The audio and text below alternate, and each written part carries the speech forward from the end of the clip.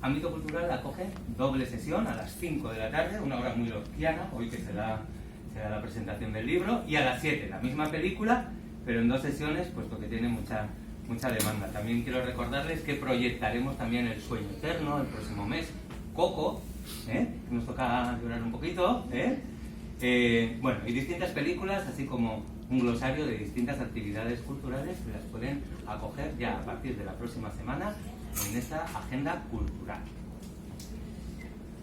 A la entrada verán este díptico en el que nos aparece una sinopsis de la novela de Ana Larraz, así como la biografía de la autora. Un libro titulado La fotografía, historia de un soldado.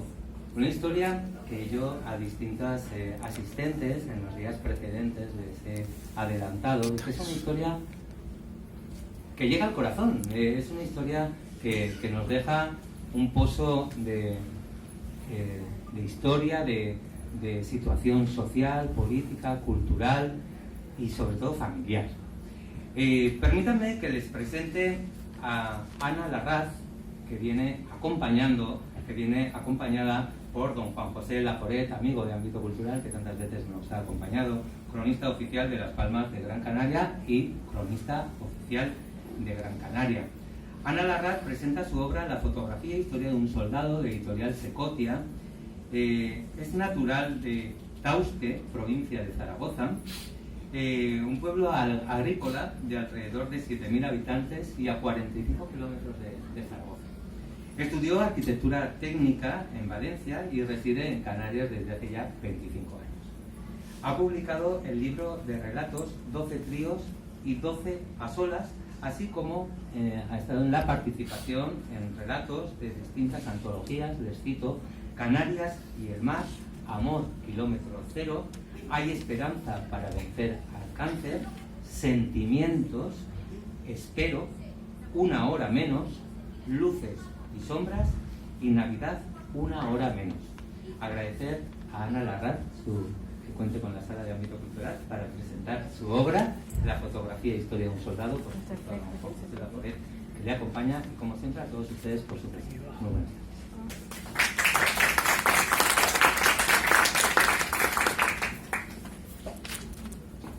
Muy bien, muy buenas noches a todos. Antes que nada, darle las gracias a Ana por haber contado conmigo, bueno, para la presentación, que yo más que presentación, la verdad es para acercarme también de forma pormenorizada a esta obra que en principio la cogí como una novela y me he encontrado con todo el mundo, que es muchísimo más que una novela.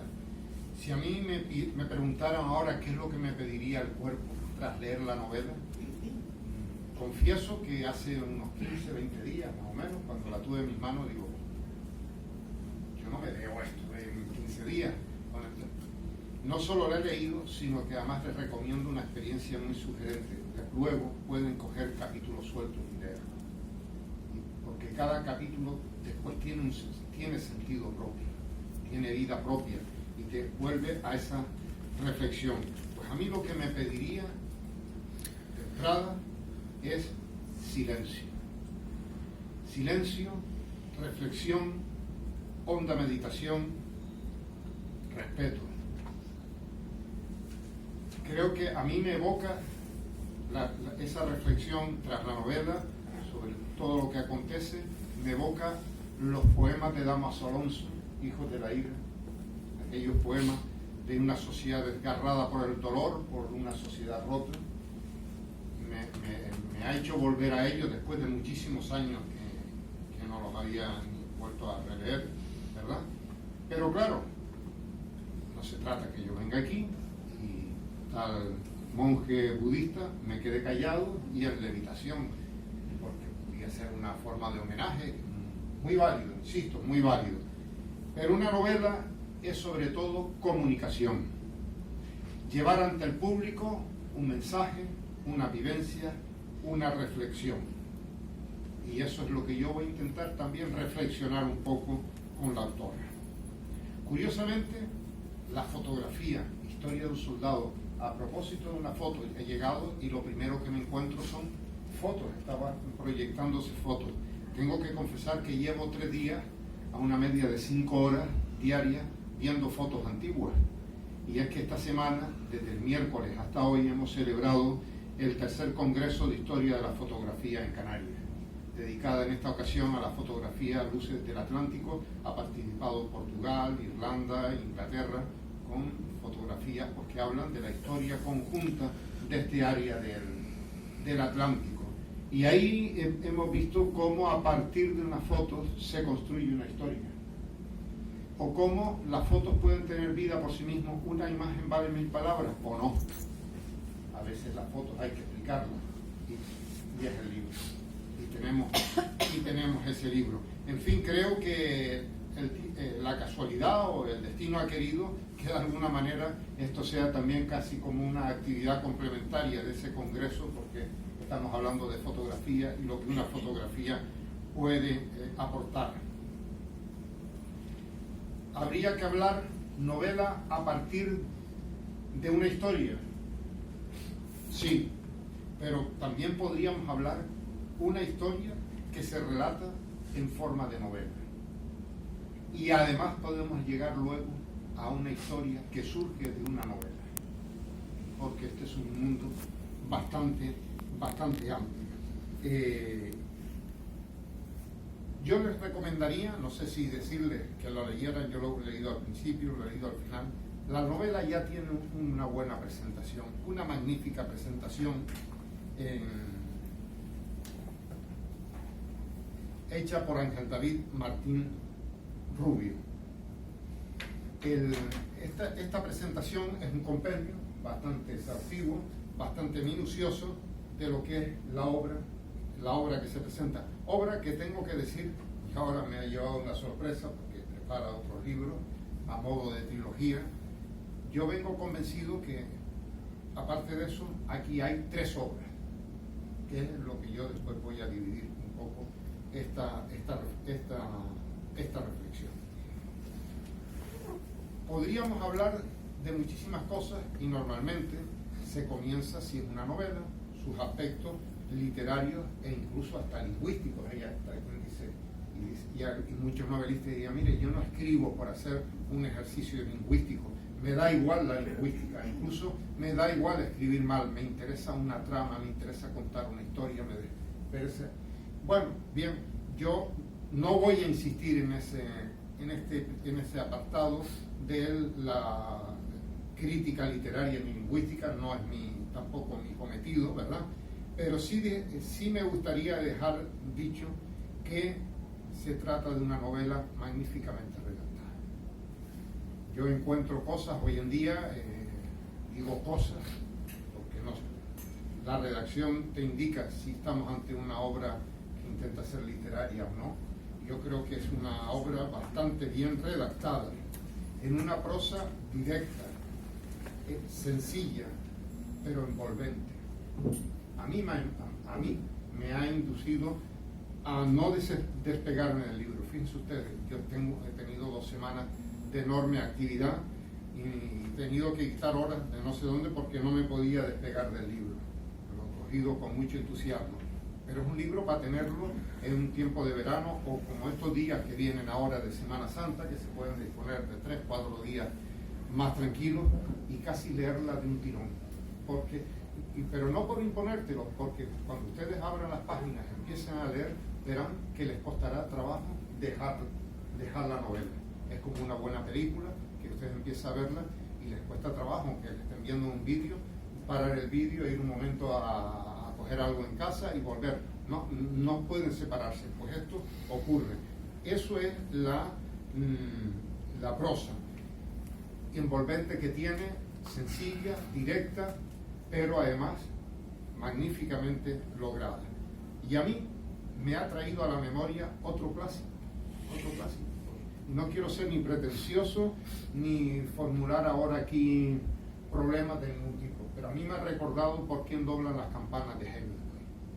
Y me lo ha recordado por muchas cosas. Primero, por esa prosa formal, por ese estilo directo, esa fórmula, aparte del tiempo, el orbe de lo que es la trama, pero además por la misma contenido por el mismo fondo de la fotografía Historia de un soldado. Hay una reflexión en torno a por quién dobla las campanas que dice textualmente,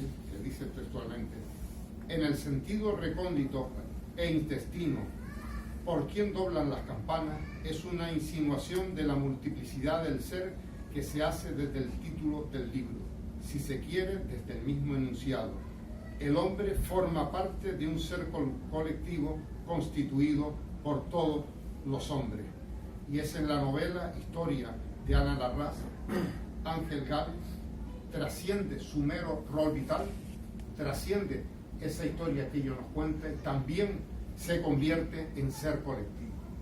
Yo creo que en esta novela, que habla de un hecho concreto, de una persona, de una familia, ubicado en un bando, de una guerra, y aquí yo creo que no hemos representado ningún dos bandos, porque nos han puesto, sino se nos ha puesto, ¿por qué? Porque precisamente esto que vamos a ver es lo que nos une, lo que uniría. No hay bandos en esta novela. Yo le comentaba antes, estaba comentando que al leerla, esa situación en la primera parte, que ahora comentaré, en la primera parte donde la familia ve con preocupación que hay posibilidad de que hay que ir a la guerra, que hay que luchar, lo más habitual, oye, a ver si te buscamos un sitio donde no tengas que coger un fusil, que te toque una oficina. Eso se dio en las guerras carlistas, se dio en la Primera Guerra Mundial en las familias inglesas y francesas, se dio en las familias de la Guerra Civil, se dio en las familias de las americanas cuando los niños, la gente joven tenía que ir a la guerra del Vietnam. Son situaciones universales. Y eso es la grandeza, otra de las grandezas de esta obra. Nos han vendido a veces conflictos armados y guerras civiles, aquí hemos tenido muchos, hablamos siempre de la misma, pero las guerras carlistas en el 19 fueron guerras civiles tan dramáticas o aún más dramáticas que la guerra civil del año 36 al 39. Fueron horrorosamente cruentas. Hay testimonios de cómo entraban soldados de un bando u otro en un pueblo de Navarra y cuando se iban estaba ahorcado hasta los niños, colgados de los árboles del pueblo, no quedaba nadie. Esta es una anécdota de la primera guerra carlista de los años 30. Las guerras son eso, las guerras ocurren estas cosas. Entonces, pero por encima de todos esos bandos, de los hechos bélicos, de los hechos políticos, siempre está la sociedad. Esa sociedad que lo que hace es vivir una existencia al margen de todas las decisiones políticas, económicas, sociales. Y lo vamos a encontrar en esta novela. Como el personaje que enlaza la trama no pertenece a nada, pertenece a una sociedad de a pie, que se ve obligada a participar. Lo mismo hubiera pasado en cualquier otro lugar. Por eso digo que al final se trasciende y es un ser colectivo que nos lleva a la reflexión y se convierte de alguna manera en un mensaje de paz. Un mensaje que a mí me recuerda también a aquel que dijo el presidente Azaña en la Plaza de Toros de Barcelona, en su discurso antes le dice que dejémonos que los muertos nos alumbren con la luz infinita de las estrellas y escuchemos su mensaje eterno que nos pide paz, piedad y perdón. Mensaje que llegó un poco tarde, podrían haber dado un poco antes. Pero ahí está, y creo que ese mensaje nos lo da de verdad ese ser colectivo que representa Ángel Gálvez en esta novela. Bien, digamos que estos son los aspectos literarios, por así decirlo, pero también a lo largo de la obra yo encuentro otros aspectos también muy interesantes, aspectos antropológicos y aspectos sociológicos. Es muy curioso porque su presentador en la página 17 nos dice cómo se trata de darle un carácter de obra polifónica en la que se armonizan diversas voces, nos habla con personajes y eventos, reales o no, distorsionados por la voluntad y la imaginación del autor, pero subyace una sociedad, un entorno, una ética. Y esos valores antropológicos los vamos a ver en cómo, y nos va a descubrir cómo era la vida cotidiana de un pequeño pueblo, cómo vivía la gente, que se va a convertir en protagonistas anónimos, sea Gales, sea las otras personas del pueblo, sean los del otro bando, que también eran del mismo pueblo, que son los que lo fusilan, cómo vivían en aquel momento, cuáles eran las costumbres, cómo se cultivaba la tierra, cómo se divertían las personas. O sea, hay todo un entramado, un acercamiento a las costumbres, incluso en capítulos más avanzados, cuando la guerra vuelve a las fiestas, cómo son las fiestas en aquella sociedad. Y a mí me trae a colación y me recuerda también otra obra escrita con una prosa pues también directa, sencilla, de este estilo, de unos años antes de aquellos acontecimientos, de los años 20, que nos están narrando, pero los pueblos pequeños estaban en la misma situación, o casi en los años 20 que en los años 30, que es Gerald Brennan narrando en el sur, al sur de Granada, cómo era la vida en los pequeños pueblos de las Alpujarras de Granada y de Almería, y que yo también he leído siempre con enorme pasión, porque me descubre aspectos que a mí me interesan muchísimo de la vida cotidiana en el pasado y su reflejo en la actualidad. Bien, esto me lleva a pensar que ustedes cuando hablan, empiezan a leer, tengan claro que van a encontrarse, aparte de una, digamos, introducción, un pequeño acercamiento a la obra en los primeros capítulos, como puede ser la fotografía, 1936, sucedió un día, el regalo de cumpleaños. Bien, vamos a entrar en una primera parte bien medida, que nos habla de Tauste, que nos habla de Tauste, de las costumbres, cómo, no que se siente a decir, no, esto era así, sino en el devenir del relato, nos vamos, que es la mejor manera de acercarnos a una realidad, nos vamos a ir enterando, pues, cómo la gente vivía, cómo se trataba, cómo se relacionaba. Es casi un acercamiento a una sociedad. Luego nos vamos a encontrar en una segunda parte, la guerra en Quinto. La guerra que era un paradigma, la guerra que aún no existía. Estaban ahí, es más, nos cuenta cómo ellos se divertían jugando a la guerra. Parece una ironía, pero era la realidad. Estaban sacados de su contexto, de su vida cotidiana, esa que hemos conocido. Sabemos ya cómo era su existencia, cómo ellos entendían la vida. Levantarse, había que ir al campo, estar allí 2 o 3 días, pensando en la niña pequeña que, a ver si termino antes la labor para ir y tal, llevarla el domingo a la misa, la comida en casa de los suegros, fiesta. Bien, lo saca desgajado de esa sociología y se ve en el otro pueblo pequeño, no hay nada, en una trinchera, un puesto avanzado, que hacer día tras día, semana tras semana, que no hay nada que hacer. ¿Cómo se entiende a los que están en las trincheras del frente, que se intuía que estaba el enemigo en la otra trinchera? ¿Qué relaciones? Y a mí me viene a la memoria como de pequeño, o como muchas personas me comentaban, pues se escuchaban relatos de la guerra y la gente se interesaba no por los grandes acontecimientos, que ya no los han contado un bando y otro, o historiadores que intentan no ser de ningún bando y nos han contado los grandes rasgos de las grandes batallas, las grandes situaciones.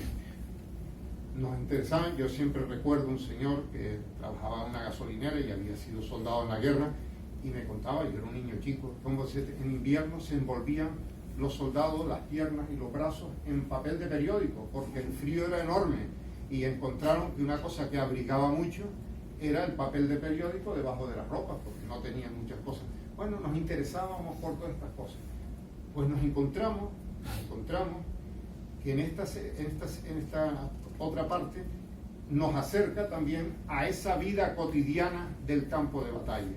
en Quinto, pero podría haber sido en Extremadura, en la ciudad universitaria de Madrid, en el cerco de Valencia, en fin, en cualquier otro escenario de la guerra civil. Y además, no el comportamiento cotidiano de los grupos de mando o de los grupos ideologizados dentro de la contienda, sino del soldado normal, que surge de una familia que no tiene vínculos absolutamente con nadie. Y así hubo una gran masa, y hemos olvidado la gran masa protagonista anónima en uno y en otro bando, en los dos bandos, que tenían que estar allí obligados, porque así se lo imponían, y cuál era su vida, cuál era su existencia, cuál era su pensamiento, sus ilusiones, sus inquietudes, sus temores. Bueno, eso lo encontramos en esa segunda parte, que a mí me parece que por sí misma es ya una novela. La primera parte era una novela.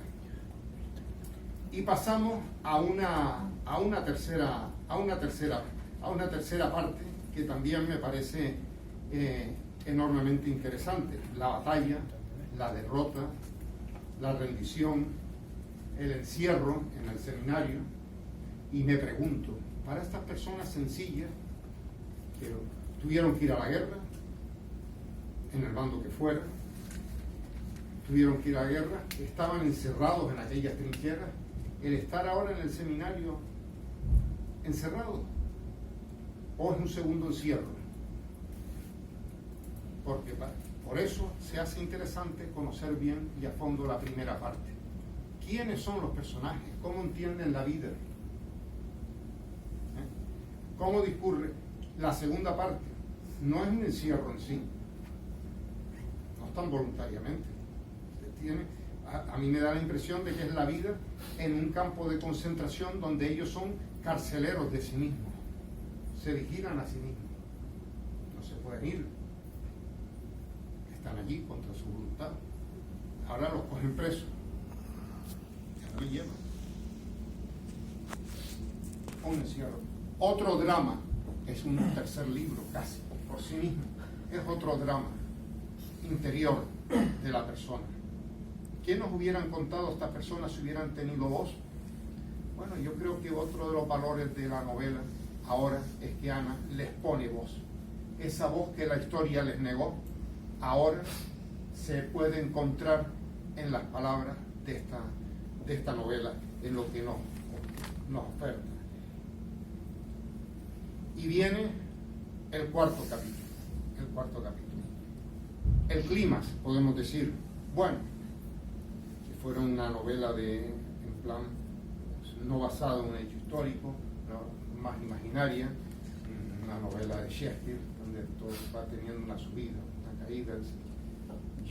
Me parecería ofensivo hablar de que la muerte de alguien en esta situación es como el clímax de la novela. Desenlace, tampoco creo que sea el desenlace. Digamos que es un punto culmen al que le lleva toda una trama real. Pero la trama de la novela no lleva a eso. No, eso es la historia real que lleva. La trama de la novela va a encontrar su desenlace más adelante. Va a encontrarla en los últimos capítulos. Para mí, en 2016, La búsqueda. A mí me pregunta, ¿y esto es novela? Porque cambia la fórmula de narración. Yo creo que es parte de la novela también, de la novela en el sentido en que está expuesta. Lo que nos manifiesta que no es un mero ejercicio literario lo que nos hemos encontrado, sino una forma de narrar una historia. Y de narrar una historia que además se plantea un poco al modo y manera de lo que hubiera querido historiadores como Ferdinand Braudel. Braudel, en su Historia del Mediterráneo, nos habla de long durée, historia de larga duración. Esa historia que no se formula en un tiempo concreto de la historia y ahí acaba como una circunstancia de esa historia, sino que es un hecho que surge en un momento determinado de la historia y va repitiéndose en el tiempo de una u otra forma, como cuando ustedes tiran una piedra en el lago. La guerra o el hecho concreto histórico es la piedra que cae, pero luego están todas esas ondas, y esas ondas afectan, alumbran el presente y modelan el futuro. Y de alguna manera este es el mensaje que también nos puede dejar una obra como esta. Hay una historia, y esa historia nos manda sus ondas y nos tienen que ayudar a interpretar qué somos, qué queremos ser, como fueron antes, como aquello ocurrió, cómo vamos a modelar el futuro para que estas cosas no ocurran o no vuelvan a ocurrir. Sería el planteamiento más sencillo. ¿Qué tenemos que hacer? Es la reflexión. Por eso pienso que el desenlace es lo que se plantea como narración a propósito de la novela, pero yo creo que es el desenlace de la novela. El desenlace no podía ser la muerte del protagonista o el juicio donde se le declara muerto porque no se sabe dónde está. No, eso no es el desenlace. Para mí el desenlace de verdad es la conclusión, la reflexión final a la que llega la autora en esta novela. En fin, creo que tenemos entre las manos un libro que es un libro de historia, pero de esa historia social, psicológica, la intrahistoria de las personas, la historia de los protagonistas anónimos, de los que no tienen voz y se les ha dado la voz que habla con la luz del brillo de las estrellas que antes decíamos, la voz que habla en las ondas de la historia de Braudel, la voz que nos dice a todos, nos recuerda que no podemos perder valores, que tenemos que recuperar los valores, la capacidad de reflexionar, de pensar y de meditar cuál es nuestro presente, cuál va a ser nuestro futuro, si no queremos vernos de nuevo sometidos a lo que se vieron estas familias sencillas, humildes, que no pertenecían a nada, pero que se vieron que la realidad se le vino encima. Y a veces la realidad es la novela más inmensa, la novela más grandiosa. Y yo creo que de alguna manera también nos lo hace ver Ana Larraz, que ha hecho de la realidad la novela más potente. Enhorabuena y muchas felicidades.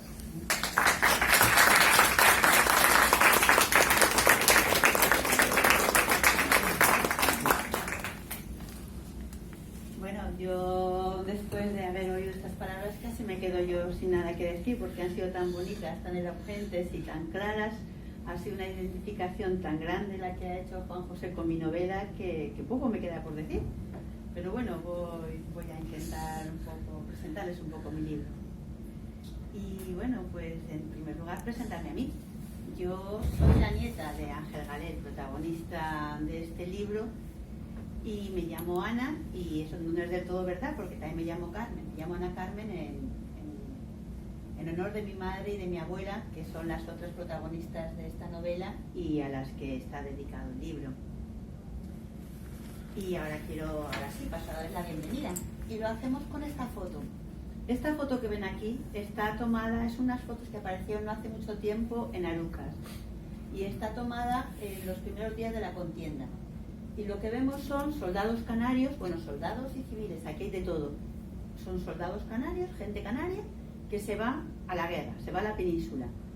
Quién sabe si con lo pequeño que es el mundo cualquiera de estas personas no pudo estar también en Quinto, que es el lugar donde se desarrolla la novela, y ser cualquiera de ellos algún amigo de mi abuelo, porque aquí no, como ha dicho Juan José, no se trata de hablar de mi abuelo. Mi abuelo es un arquetipo, o sea, estamos hablando de personas sencillas, normales, y de sus sentimientos y de sus pensamientos. Por eso digo que cualquiera de todos los que están ahí pudo haber compartido suerte y haber estado en el mismo sitio que estuvo mi abuelo. Y bueno, antes de comenzar a hablarles, quiero contestar a una pregunta que siempre me hacen y que seguro que ustedes también se la estarán haciendo. ¿Qué hace una señora de 53 años, arquitecto, dedicándose ahora a escribir? ¿Qué se me ha perdido aquí? Pues es verdad, es muy sencillo, porque yo, supongo que como muchos de ustedes, yo crecí oyendo hablar sobre la guerra civil. En mi casa era un tema recurrente, ¿no? Sobre lo que le había sucedido a mi abuelo, desaparecido en extrañas circunstancias.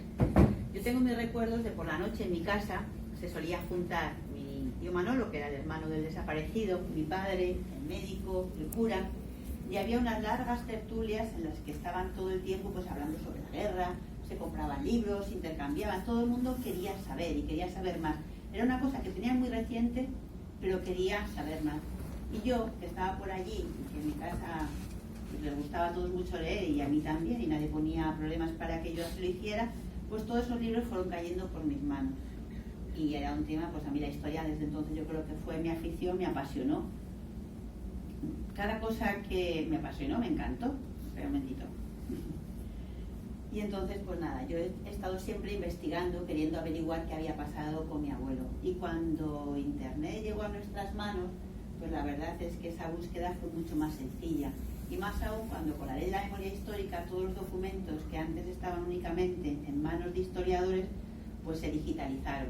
Ahora mismo cualquiera puede entrar en CIPES, que es un archivo, y averiguar lo que quiera, puede empezar a buscar y encontrar. Y eso hice, pues cuando mi situación personal, pues que ya mis niños eran grandes, tenía más tiempo, pues empecé a investigar. Y llegó un momento en que me vi con tanta información, tantas cosas que quería contar y que no sabía cómo hacer, que dije, ¿qué hago? Y me acuerdo que estaba Enrique y le dije, ¿qué hago con todo esto que tengo ahora? Y me dice, pues chica, haz un libro.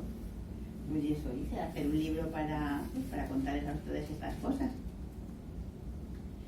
Y bueno, para meternos un poco en situación, antes que nada, como en Canarias, gracias a Dios, no hubo frente de guerra, pues tengo este pequeño vídeo que les voy a mostrar. Se lo muestro y les voy hablando, ¿vale? Han desaparecido ya los pájaros negros.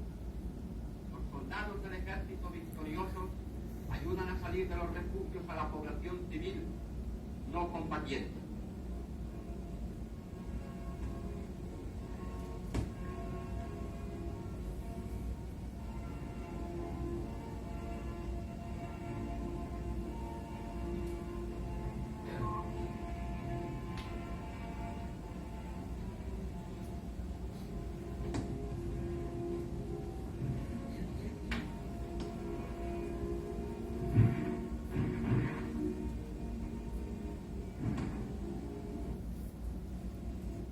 Pues lo que están viendo, eso sucede el 25 de agosto de 1937.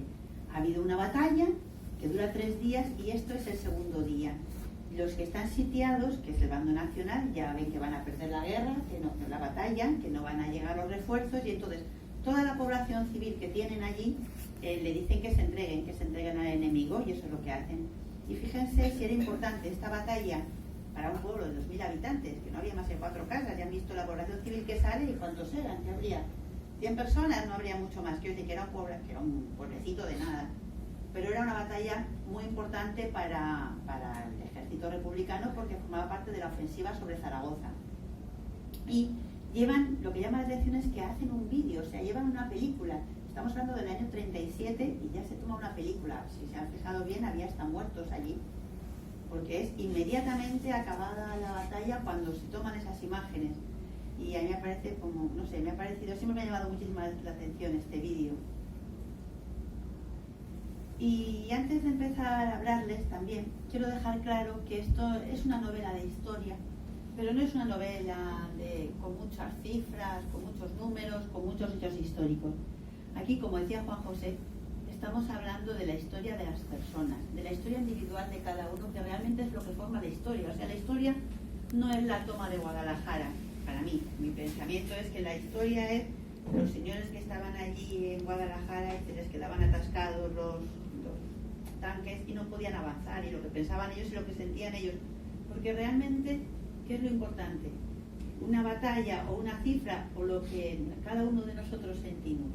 Yo pienso que que es más importante eso. Y quiero hablar de ellos, de los protagonistas, de los que de verdad vivieron esa situación, que su visión seguramente cuando lean el libro dirán, pero ¿qué pensaban estos?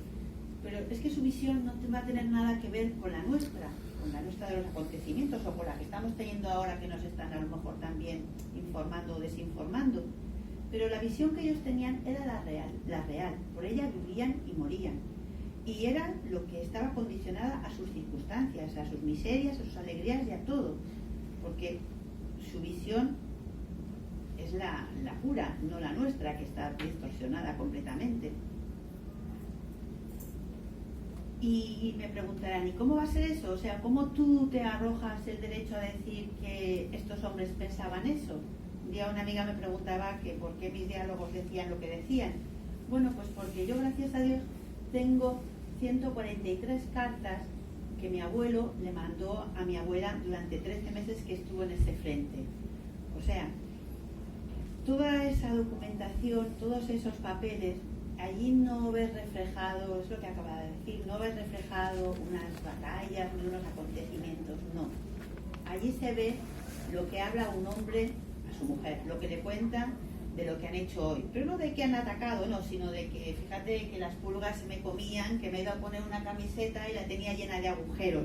En la que le pregunta por lo que realmente le interesa. Y lo que le interesa, ¿qué es? ¿Cómo está su familia? ¿Cómo están sus campos? Si este año vamos a tener cosechas o no, porque si no llegará el invierno y no vamos a tener que comer. Le cuenta pues lo que está haciendo el enemigo, porque es que resulta que ese enemigo del que hablamos tiene nombre y apellido, porque es que eran hasta compañeros suyos, amigos suyos, que habían estado hace un mes tomándose unas cervezas, no, pues unas cervezas también, pero vamos, que habían estado en la tasca tomándose unos vinos. Y con un enemigo que, como se conoce, le decían, Concha, cántanos una jota. Y el otro pues le cantaba una jota, o le preguntaban, ¿qué sabes de mi familia? ¿O cómo ha ido la cosecha? Y que incluso cuando sus jefes no lo sabían, quedaban en un sitio para intercambiarse cartas, para intercambiarse papel de fumar o tabaco, porque ellos, los nacionales, como tenían el tabaco que venía de Canarias, tenían de buen tabaco, pero el papel bueno era el que se hacía en Valencia, que es la zona republicana. Y ellos, más listos que todos sus jefes, se intercambiaban lo uno y lo otro. Pero claro, eso es verdad que eso era una cosa que hacían sin saber sus jefes. Y en estas cartas pues son donde vamos a encontrar eso que les comentaba, lo que sentían, lo que pensaban, lo que necesitaban, lo que querían hacer, lo que esperaban de su vida, porque ellos no son conscientes de que están en una guerra. Ellos hablan de que están en la campaña, se van a la guerra con un calzoncillo porque piensan que es que van a volver mañana, que esto no es más que una cosa de andar por casa, no tienen mucho, no tienen visión de futuro, o su visión de futuro no comprende que va a haber una guerra de 3 años. Por eso nosotros, cuando intentamos entender las cosas, nos cuesta tanto, no podemos verlo como ellos, porque nosotros sí que sabemos lo que realmente pasó, que fue una guerra de verdad de 3 años. Y bueno, quería también decirles lo mismo que ha dicho, esto Juan José lo ha interpretado todo tan bien, que el libro son 3 partes realmente. Yo podía haberlo empezado, podía haber hecho 3 libros, porque una parte es la vida en el frente, que es lo que les comentaba, ahí es donde están hablando ellos, cuentan sus relaciones, todo cómo se trata con la gente de Quinto. Luego sería otra parte que es la batalla en sí, la batalla de Quinto, que dura 3 días, pero es una batalla muy cruenta, una batalla muy fuerte. Esta batalla forma parte de lo que en la historia se conoce por la batalla de Belchite. Todo el mundo habla de la batalla de Belchite, pero realmente empieza en Quinto. Es Quinto, Podo y Belchite, van cayendo uno tras otro, pero la primera gran batalla es en Quinto. Y luego la tercera sería cuando ellos pierden esa batalla y son hechos prisioneros y se les lleva pues a Lleida. Y ahí empieza como otra parte de la novela, es lo que le sucede después. Y esa parte quizás es la que más me ha costado hacer, porque ha sido a base de buscar muchísima documentación, de recorrer archivos históricos, archivos militares, muchos papeleos para poder conseguir unos expedientes que no eran fáciles ni siquiera de leer, eran complicados. Pero bueno, yo creo que he conseguido averiguar mucho más. De hecho, al acabar este libro, yo sabía muchas más cosas que lo que mi familia había conocido sobre mi abuelo durante todo este tiempo. Porque claro, dices, ¿y cómo no se había hecho? ¿Cómo puede ser eso? Pues claro, porque antes las comunicaciones no eran las mismas. Donde se juzgaba en un sitio, en Zaragoza a lo mejor, no se conocía lo que estaba sucediendo en Lérida, porque los que podían haber hablado no hablaban por miedo a lo que les pudiera pasar. O sea, las cosas no eran fáciles para nadie en aquellos momentos, y porque además hay que pensar que cuando acaba la guerra España está destruida.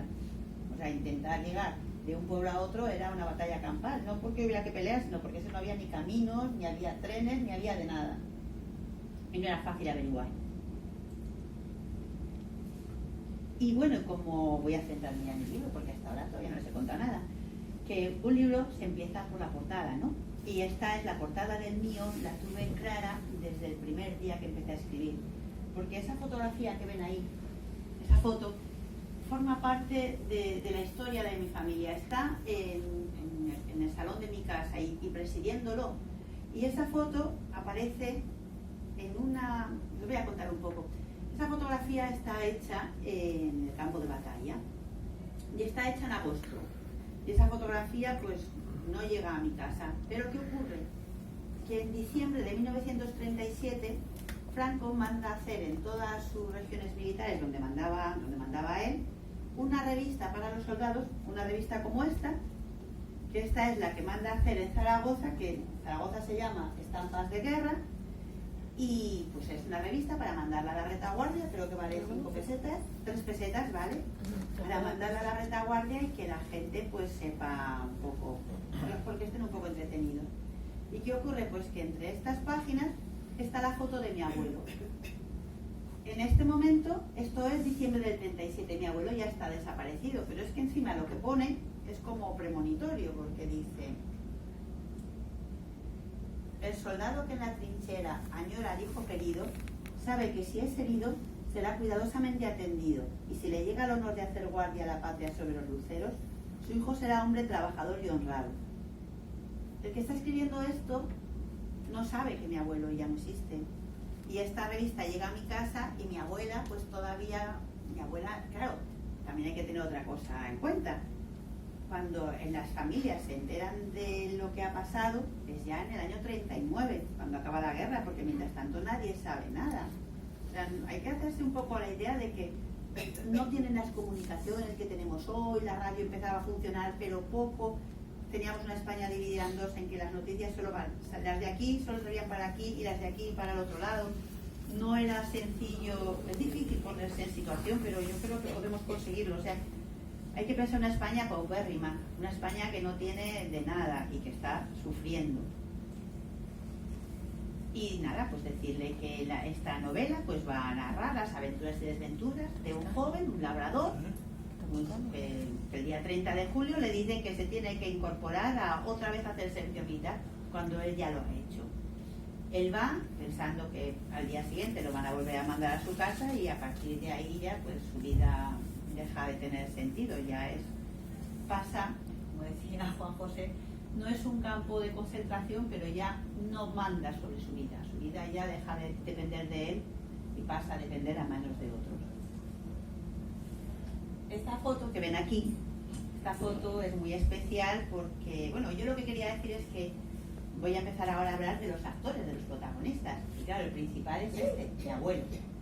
Que mi abuelo es un hombre joven, simpático, alegre, muy querido porque solo tiene otro hermano, toca la bandurria, toca la armónica, pertenece a la rondalla, canta jotas, o sea, es un hombre querido y además es simpático, es jovial, feliz, en sintonía, o sea, es un hombre, es un labrador acomodado, no es jornalero, o sea, tiene una cuestión económica estable, estamos diciendo estable para los tiempos de la época, quiero decir, que tampoco pensemos que tenían 5 coches en la puerta, no, era una posición normal.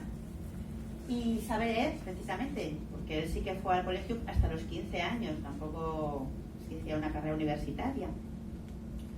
Y bueno, él no tenía por qué haber ido a hacer la mili, en principio, pero es llamado nada más empezar el conflicto porque él fue soldado de cuota. Y los soldados de cuota eran, en España, empiezo por otro punto, en España, en esa época, lo peor que le podía pasar a un soldadito, a un chaval, era que cuando le tocara el sorteo para hacer la mili, le mandaran a África, porque en África morían como moscas. Entonces, como las familias lo sabían eso y lo tenían muy en mente, lo que hacían era que cuando nacía un niño, pues ya se le empezaba a hacer como una cartilla para ir ahorrando dinero para que luego, cuando llegara el momento de hacer el servicio militar, pudieran pagar las 5.000 pesetas que costaba y entonces hacer únicamente 6 meses de mili y ya no entraban en el sorteo. Ya podían elegir dónde hacerlo, que normalmente pues era su ciudad lo más cercana posible. Pero para que eso pudiera suceder, además tenían que hacer unos pequeños cursillos y había que saber leer y escribir. ¿Qué ocurre cuando empieza el conflicto? Pues que Franco se encuentra sin mandos intermedios y busca a los soldados de cuota porque sabe que sabe leer y escribir. Él necesita gente que pueda transmitir las órdenes. Y entonces llaman a todos los soldados de cuota, los primeros que tienen que incorporarse al ejército. No se incorporan por su quinta, como pasará después, sino a ellos les llaman a todos los primeros y son los que tienen que ir. Y luego la segunda protagonista es mi abuela. Esta fotografía que ven aquí es del día de su boda y en ese momento ella tiene 25 años él 25 años y ella 24. Llevan casados 13 meses.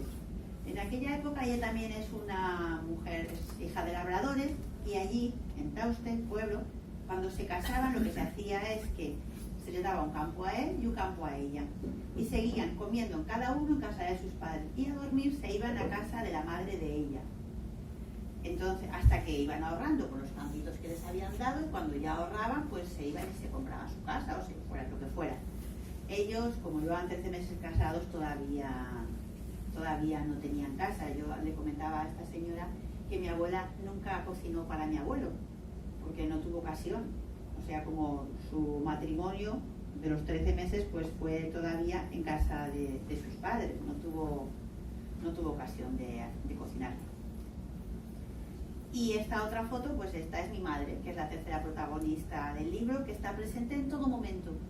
Ella tiene 3 meses cuando su padre se va al servicio, a la guerra, y mi abuela, que era una mujer muy valiente, se empeñó en todo momento en que su marido siguiera viendo crecer a su hija. Y ella, sin encomendarse ni a Dios ni al diablo, cogía a su hija, la montaba en un tren blindado y se iba a Quinto. Incluso hubo veces en que les caían bombas en el tren, pero ella seguía llevando a su hija y empeñada y le decían Carmen no vengas, y ella volvía a ir.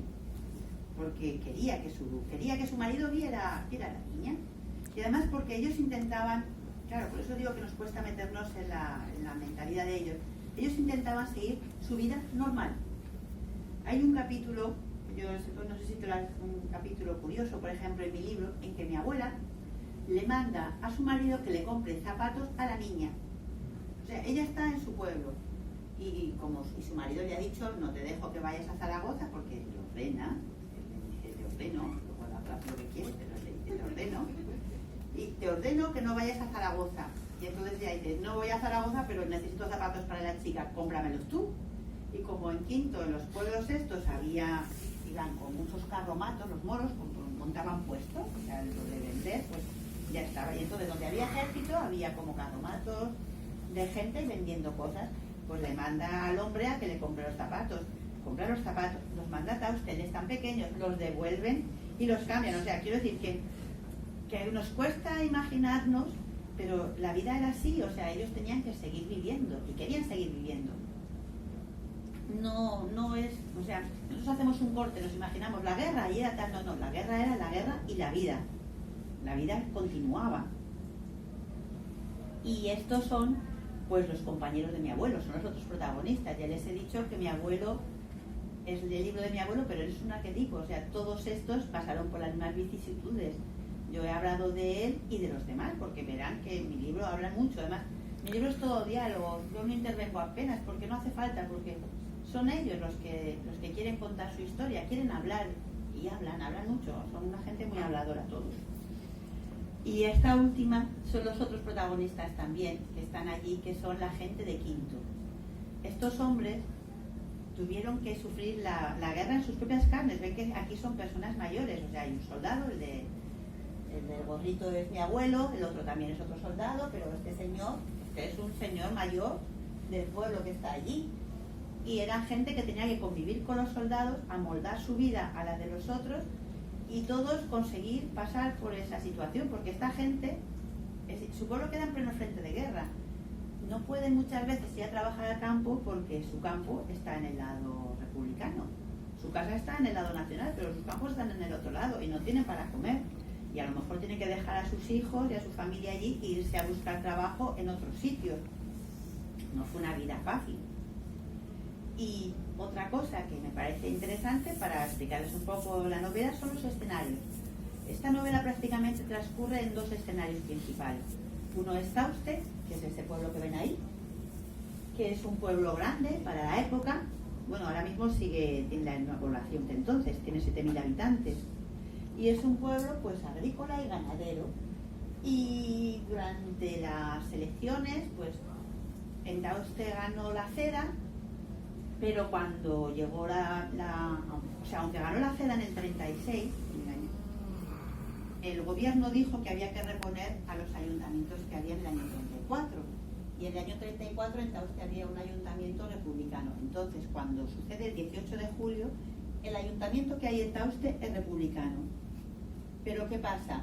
Pues que llegan allí el 18 de julio y están decidiendo en el ayuntamiento si se unen a la sublevación o si se unen a la huelga general que están pidiendo en Zaragoza. Pero mientras deciden o no, llegan los soldados, allí dicen que es el pueblo, que el ayuntamiento que hay que se vaya, que ellos ponen otro ayuntamiento. Y entonces está usted ya, a partir de ese momento queda al lado nacional y ya de allí no se va a mover. Siempre va a estar en la retaguardia, porque está detrás de Zaragoza, está a 40 kilómetros de Zaragoza, pero hacia la zona de Navarra.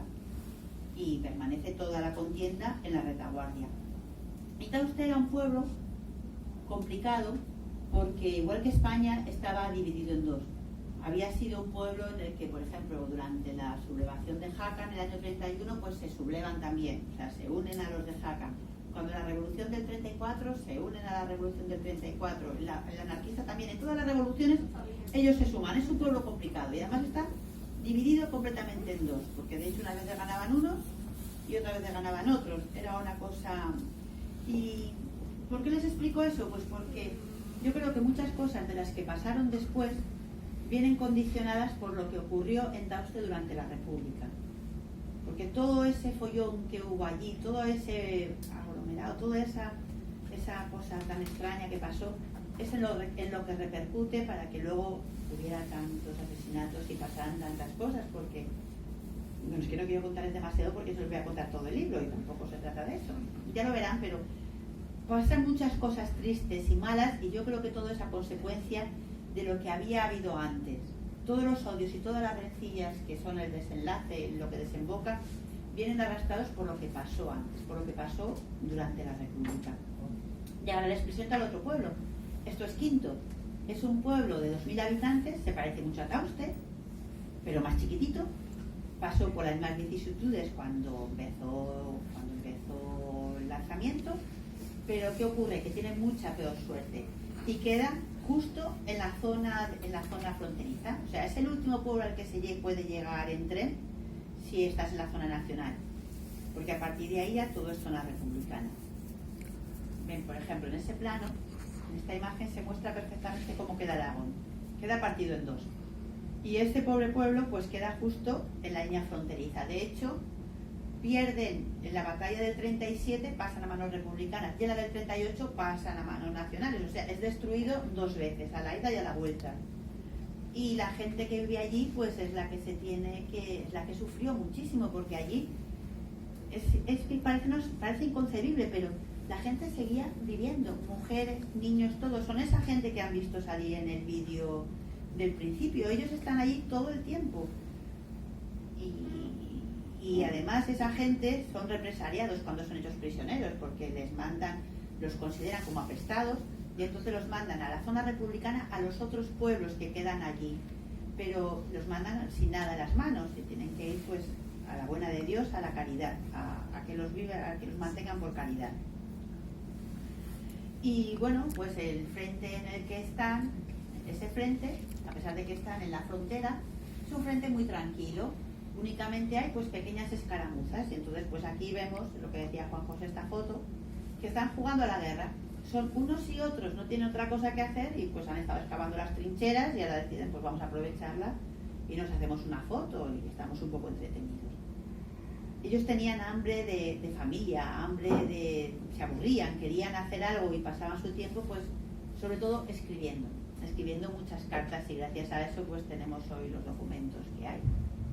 Y esta carta, aquí es donde yo diría que empieza la segunda parte del libro, la segunda parte, que es la que les comentaba, que es la batalla. Y esta carta me parece muy impresionante porque es del día 23 de agosto. Mi abuelo la manda el día 23 por la mañana. Esa misma noche son atacados. O sea, lo que me impresiona es que en esa carta pues no hay ni... Vamos, se ve una carta como todas, normal, se queja, le da pena que un amigo suyo se la han llevado para unos batallones más peligrosos porque son cuando hay un problema los que tienen que actuar. Es una carta normal. El pobre no se puede imaginar lo que dentro de unas horas va a pasar. Y a mí eso, no sé, me da como... me parece muy, no sé, muy duro. Y la batalla que yo les describo, pues también para hacerla, verán que en el libro hay muchas cosas que no vienen contadas a lo mejor en los libros de historia de esa batalla. ¿Por qué? Porque yo tuve la suerte de tener un amigo en Quinto que él había ido recogiendo los testimonios orales de la gente que vivió esa batalla, porque como ya les he dicho, esa batalla se vivió con gente dentro, con gente, quiero decir, mujeres, niños, abuelos, no ya soldados, porque los soldados, los pobres encima no estaban en su pueblo, estaban seguramente defendiendo o atacando en otro sitio, pero no allí. Y esos testimonios orales han sido lo que nos han permitido también saber muchas cosas que en los libros no están escritas, que a lo mejor en los libros no están escritas porque no se pueden comprobar fehacientemente, pero yo, como estaba haciendo una novela, sí que he podido transmitirlo. Y verán que esta batalla, que ya les he dicho que es un pueblo de 2.000 habitantes, que ni siquiera estaban entonces los 2.000 habitantes, para los republicanos es importantísima. Sale en toda la prensa, pero en la prensa de toda España. Y estamos hablando de un pueblo ahí perdido en un secarral, que es Aragón, que es Zaragoza allí. Pero ¿qué ocurre? Que es la segunda vez que los republicanos toman la iniciativa. La primera fue en Brunete y esta es la segunda. En Brunete perdieron y aquí ganaron. Entonces hace una propaganda inmensa. Por eso hay, y además intervienen las brigadas internacionales. Y entre las brigadas internacionales están los americanos, que los americanos todo lo escriben. Entonces hay muchos libros sobre esta batalla, hay muchas fotografías y hay, pues eso, incluso lo que les he mostrado antes, un vídeo, o sea, una película. Y mientras todos los republicanos hacían tanta propaganda de la batalla, ¿qué ocurría en el otro lado? Pues que estaban callados. O sea, Franco tiene al enemigo a 40 kilómetros de Zaragoza y que está con la boca callada. No quiere que el miedo cunda en la ciudad. Entonces, hasta que Belchite no cae, que es el 8 de septiembre, desde el día 24, nadie sabe nada. Solo se oyen rumores y cosas. Imagínense la incertidumbre que tenía que ser para las familias que estaban acostumbradas a recibir cartas todos los días o a tener noticias, o por ejemplo, verán que en el libro que los falangistas, que eran voluntarios, iban y venían al pueblo, pero como continuamente, o sea, y además es que hay muchísimos taustanos en ese frente, y de Gallur, y de Sádava, y de todos los pueblos de alrededor. Y tenían, o sea, quiero decir que la retaguardia estaba muy bien informada de lo que pasaba en el frente. Pero ¿qué ocurre? Que aquí hay un silencio total. Durante todo ese tiempo, hasta el 8 de septiembre, nadie sabe nada, solo rumores, hasta que ya saben que ha caído Belchite. Y entonces de ahí es cuando, con este vídeo que les voy a mostrar ahora, cuando yo considero que empieza la tercera parte. Y la quieren conseguir destruyéndola. En Quinto fueron hechos prisioneros batallones completos de fuerzas rebeldes. En su mayoría son gente joven, llamada a filas ilegalmente por un titulado pomposamente Gobierno Nacional, constituido por unos traidores que se levantaron contra el gobierno de la República. Pero estos soldados, la mayoría de ellos llevados por la fuerza a luchar contra un ideal más elevado, demuestran ostensiblemente su fe y su confianza en el triunfo decisivo de la España republicana.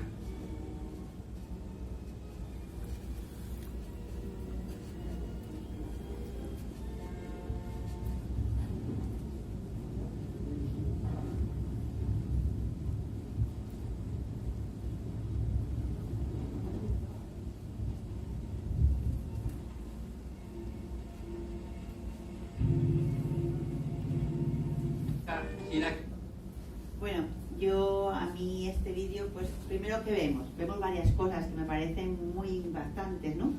Lo primero es los jóvenes que son todos. Luego la cantidad de hombres que están hechos prisioneros. Otra cosa que llama la atención es cómo van vestidos. O sea, cuando nos hablan, ahora mismo, cuando la gente nos dice, no, porque los fascistas, no sé qué, ¿qué nos imaginamos todos? Gente con las botas, marcando el paso de la AUCA, con cascos, con guerreras, no sé qué. Aquí que vemos 4 desgraciados. O sea, es que no tienen ni botas, o sea, llevan zapatillas, ¿qué vemos? Pero es que es cierto que igual que ellos, los otros van igual, o sea, es que era una guerra de pandereta, quiero decir, que no había dinero, no había de nada. Y se mataban, pues eso, como podían. Otra cosa que llama poderosamente la atención es que todos, cuando pasan por delante de la máquina que les está filmando, levantan el puño. Yo hablándolo con una persona me decía, no, eso es porque eran rojos emboscados. Rojos emboscados eran los que se apuntaron al bando nacional porque tenían miedo de que por haber votado antes a la UGT o haber sido sindicalistas podían tener represalias. Pero, porque no nos olvidemos de una cosa, con estos hombres, o sea, estos que morían y luchaban, unos pensarían de una manera y otros de otra, porque a la gente le tocó ir a la guerra en función del sitio donde estabas.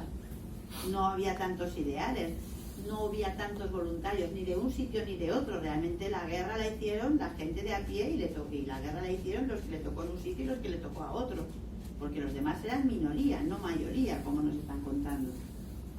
Y lo que decía de este vídeo, que él me decía que serían rojos emboscados, yo lo que veo aquí, ¿qué es? Yo lo que veo aquí son gente joven, con ganas de vivir y con ganas de congraciarse con el enemigo para que no los maten. Y levantas la mano y haces el pino puente si quieren, con tal de seguir viviendo, porque yo lo haría, vamos, y creo que ellos también. Son solo gente que quiere vivir y nada, y no quiere nada más. Y aquí, pues, esto ya es el final del libro, por decirlo de alguna manera. Aquí es donde yo he ido recopilando todo lo que les pasó, pues ha sido sobre todo gracias a lo que comentaba antes, la documentación que está ahora digitalizada, pero esto es realmente la causa general. Y la causa general es una recopilación que Franco hizo para acabar la guerra en cada pueblo, aldea y ciudad de España, en la que se le pedía a todos los alcaldes que fueran describiendo los muertos que había habido en su pueblo. Eso sí, los muertos solo del lado nacional, de los otros no le interesaba en absoluto. O sea, estaban únicamente esos, y es la relación que hay. Entonces, junto con esa relación, pues estaban las denuncias de los familiares, lo que contaron los que regresaron, y con toda esa, y luego ha habido unos juicios, hay unos procedimientos, con toda esa documentación es con la que yo he podido saber lo que ocurrió. Pero también es cierto que la certeza de todo lo que ocurrió no la tenemos nadie, porque los que podían hablar, los que los fusilaron, los que tal, no lo iban a hacer porque hubieran sido represaliados inmediatamente. Y esto es, esta última imagen, lo que le quiero mostrar son 3 monumentos funerarios. Uno está en Quinto, que es el de allí, ese está en Quinto, en el sitio donde estaba mi abuelo. Este está en Tauste, ahí están todos los nombres de los fallecidos, hay bastantes. Y este es el del monumento de los Requetes, que está justo en una montañita enfrente de aquella, que ya verán por qué, porque no se lo voy a contar, pero está en el libro lo que le sucedió. Y este es el único recuerdo, el único testimonio que tenemos de esa gente. Y yo sobre todo he querido con este libro hacer un homenaje no solo a los 80 desaparecidos que fueron con mi abuelo, sino a todos los muertos que fallecieron en nuestra guerra civil. Y ya no tengo nada más que decir.